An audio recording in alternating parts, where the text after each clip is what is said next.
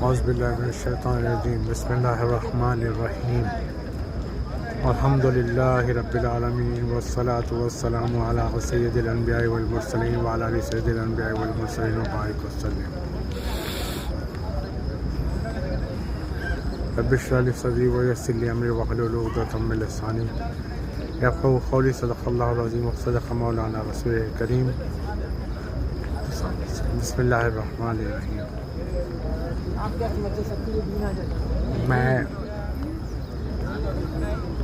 میرا ایک سوال ہے دنیا میں یعنی ہندوستان کے مسلمانوں سے کہ مودی ظالم ہے یا ہم مسلمان خود ظالم ہیں؟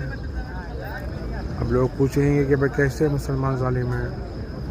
تو میرا سوال نمبر 1 ہے، کیا مودی نے فرمایا ہے آپ سے کہ قرآن سے دور ہو جاؤ آپ لوگ؟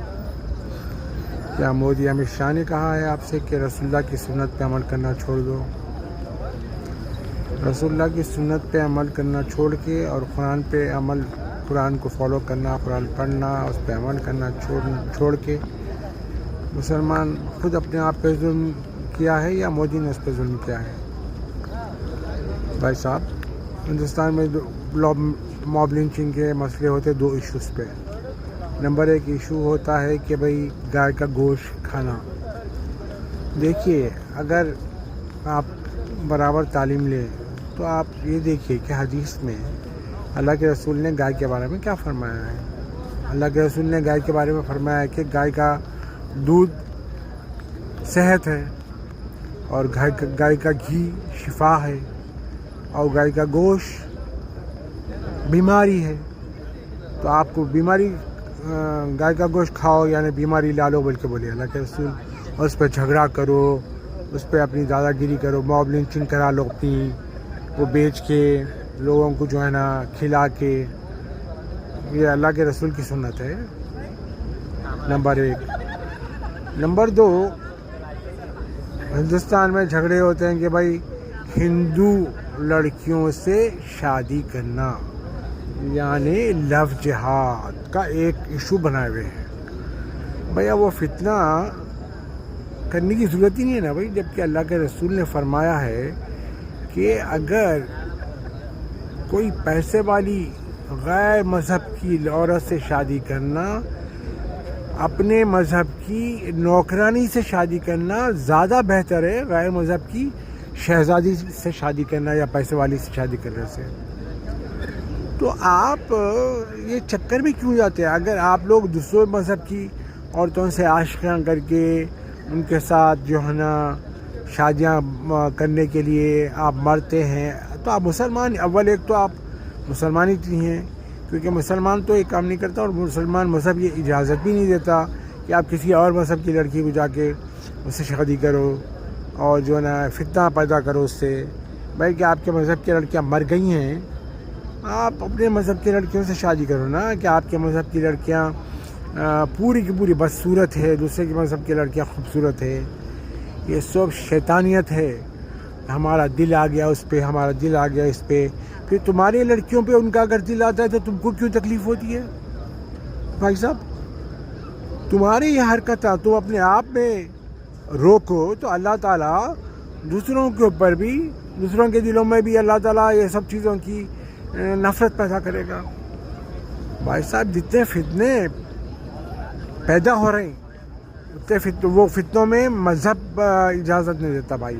اب رہی بات آپ کی لڑکیاں جا کے آپ دوسرے مذہب کے لڑکوں سے شادیاں کر رہے ہیں، تو ایک بات کیا ہے، معاشرہ یعنی ہم سنت فالو نہیں کرتے ہیں، ہم شریعت فالو نہیں کرتے ہیں، ہمارے گھروں میں سارا نظام اسی کا چلتا ہے۔ تو ظاہر ہے ہمارے مذہب میں سب چیز الاؤ ہے، مطلب یہ بھی الاؤ ہے، وہ بھی الاؤ کر لیے ہم لوگ، رسومات، غیر شرعی رسومات، غیر شرعی معاملات، لوگوں پہ جو ہے نا پردہ نہیں، کچھ نہیں، کزنس کے سامنے نکلنا، کالج کے دوستوں کے سامنے نکلنا، گردنہ دکھانا، جسم دکھانا، یہ سب اگر کرو گے تو وہ تو ہونا ہی ہونا ہے نا بھائی۔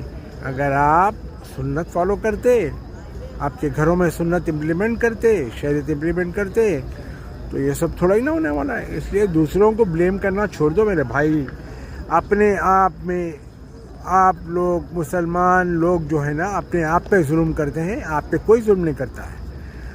اور اگر کوئی سچا مسلمان ہے تو اللہ تعالیٰ نے اس سے وعدہ کیا ہے مومن کے ساتھ مدد کا.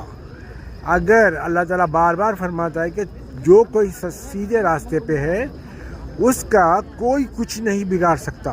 اللہ نے قرآن میں 2-3 جگہ فرمایا ہے اس بات پہ. تو آپ اگر سیدھے راستے پہ ہیں تو آپ کا کوئی بگاڑ نہیں سکتا. اور دوسری بات کیا ہے کہ بھئی اللہ نے ہمارے مذہب میں پروٹیکشن بھی حاصل کرنے کے طریقے بتائے کہ بھئی آپ گھر سے نکلتے وقت آیت الکرسی پڑھ کے نکلو تو آپ گھر کو واپس آئے تک 70,000 فرشتے آپ کی حفاظت کرتے ہیں. تو آپ آیت الکرسی پڑھ کے نکلتے ہیں آپ گھر سے تو آپ کی موبائل چیک ہو جاتی نہیں. ایسا ہو ہی نہیں سکتا، امپاسبل. لڑکیاں آیت الکرسی پڑھ کے اگر اپنے گھروں کے باہر نکلے حجاب کے ساتھ، دوسروں کو دعوت عشق نہ دیں، پورے حجاب کے ساتھ نکلیں آیت الکرسی پڑھتے ہوئے، تو گھر سے نکل کے گھر ضروری کام کے لیے نکلیں تو گھر سے نکل کے گھر کو واپس آئے تک 70,000 فرشتے ان کی حفاظت کرتے ہیں. گارنٹی ہے میری. اور بے شمار طریقے اللہ تعالیٰ نے ہم کو قرآن میں بتائیں حفاظت کے، اپنی حفاظت کے، اپنے ماں باپ کی حفاظت کے، اپنے بھائی بہن کی حفاظت کے بہت طریقے بتائے ہوئے ہیں. دیکھو تم لوگ کہیں اگر تم لوگ یعنی ہم مسلمان لوگ خود ہی اپنے آپ پہ ظلم کرنا چھوڑ دیں گے، اپنے شریعت کی طرف متوجہ ہوں گے اور اپنے چیزوں کو فالو کریں گے، اپنی احتیاطی تدابیر کریں گے، قرآن کی آیاتوں کا ذکر کریں گے، وید کریں گے، حفاظت کی آیاتوں آیت الکرسی کا حصار کر کے گھر سے نکلیں گے تو پھر آپ کو دھکا بھی کوئی نہیں لگا سکتا. ایک آیت ہے، اکثر ہر آیتوں میں یہ کہا جاتا ہے کہ بھئی یقین کے ساتھ پڑھو تو اس کا فائدہ ہوتا ہے. ایک آیت کے بارے میں یہ بھی کہا جاتا ہے کہ بھئی یقین والا پڑھو یا نکو پڑھو تو بھی اس میں فائدہ ہوتا ہے. وہ کون سی آیت ہے؟ سورۃ توبہ کی آخری آیت ہے. کیا آیت ہے؟ حسبی اللہ لا الہ الا ہوا علیہ توکلت وہو رب العرش العظیم. صبح 7 بار یہ پڑھنے سے اور شام میں 7 بار پڑھنے سے اللہ تعالیٰ آپ کی حفاظت فرماتا ہے. مسلسل رات میں پڑھو صبح تک، صبح میں پڑھو رات تک. اب اتنا معمولی کامہ بھی ہم لوگ نہیں کر سکیں گے. آیت الکرسی گھر سے یاد نہیں ہے تو اتنا بول کے نکلو، آیت الکرسی بول کے گھر سے نکل جاؤ، آیت الکرسی بول کے گھر میں گھس جاؤ جب تک آپ یاد نہیں کریں. اتنا بھی الاؤ ہے آپ کو. نیت ہونی چاہیے، اللہ تعالیٰ پہ یقین ہونا چاہیے، کیونکہ اللہ تعالیٰ آیت الکرسی کے آخری سینٹنس پہ کیا فرماتے ہیں؟ وَلَا يَؤُودُهُ حِفْظُهُمَا وَهُوَ الْعَلِيُّ الْعَظِيمُ. اللہ تعالیٰ کو کوئی مشکل نہیں ہے کہ ساری کائنات کے ہر چیز کی حفاظت کرنے کے لیے. تو آپ اس کو ریپیٹ کرو 3 بار، کافی ہے آپ کے لیے. دیکھیے بھائی، دوسروں پہ بلیم کرنا، ہائی واللہ مچانا، مولویاں بیٹھ کے بول رہے ہیں بڑا سخت وقت آنے والا ہے، وہ امام مہدی آنے والے، ان کی تیاری کرو. ارے کرو، امام مہدی آنے کی تیاری. تو کرنے کا مطلب کیا ہے؟ امام مہدی آیا تو ناچنا ہے، تو ناچنے کی تیاری کرنا ہے. امام مہدی آیا تو کیا کرنا ہے؟ امام مہدی آنے سے پہلے تیاری یہ کرنا ہے، اپنے آپ کو دیندار بناؤ، نمازی بناؤ، پرہیزگار بناؤ، اللہ سے ڈرو. دوسروں کے بارے میں فکر کرنا، دوسروں کے بچیوں کے بارے میں فکر کرنا چھوڑ دو. اپنے بچیوں کو بچاؤ، اگر بچا سکتے ہو تو بچاؤ، نہیں بچا سکتے مت بچاؤ. جو بچی خود اپنے آپ کو برباد کرنا چاہ رہی ہے تو کون اس کے ماں باپ خود اس کو بچانا چاہ رہے تو نہیں بچا سکتے، تو تم اور میں کون بچانے والے؟ اور جو جدھر کے ہوتے ہیں وہ ادھر چلے جاتے ہیں. وہ ایسا مت سمجھو کہ مسلمان کے گھر میں آپ پورے مسلمان پیدا ہوتے نہیں ہوتے. مسلمان کے گھروں میں کافر بھی پیدا ہوتے، مشرک بھی پیدا ہوتے، اور کئی مشرکوں کے گھروں میں، کافروں کے گھروں میں مسلمان پیدا ہوتے. بھائی ادھر کا ادھر کے ادھر، ادھر کے ادھر چلتے رہتا. بھائی آپ دعا کرو امت کی بچیوں کے لیے. آپ جس سے جو ہو سکتا ہے وہ کرو، نہ کہ روڈ پہ بچیوں کو پکڑ کے مارم پیٹی، ہنگامہ.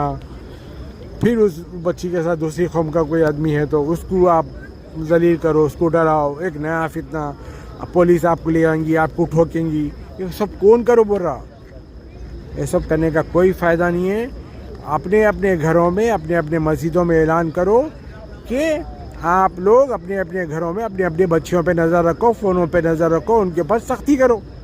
ماں باپ کی ذمہ داری ہے، وہ محلے والوں کی سافٹ طریقے سے ذمہ داری کہ سافٹ طریقے سے آپ عورتیں جا کے بچوں کو اپروچ ہو، مرد حضرات بھی نہیں.